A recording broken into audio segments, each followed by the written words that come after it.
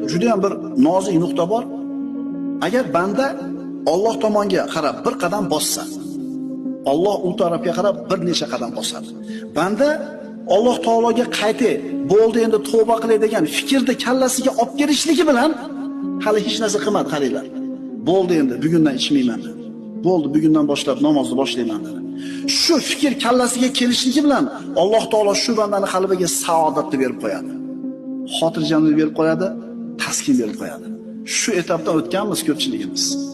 Bo'ldi. Ertadan namoz boshlayman deganingizda bilasizmi qanaqa maza qilgansiz? Eslang-da. Bo'ldi. Sigaretni tashladim bugundan boshlab dedingiz. O'sha momentni eslang-da. Alloh taolo bandasini tavbasiga shuna bir mushtoq bo'lib turadi.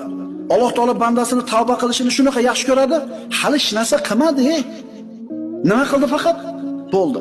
Ertadan bomdodga chiqib namozni boshlayman deyishiga bilasizmi qanaqa xotirjam bo'ladi qalbi?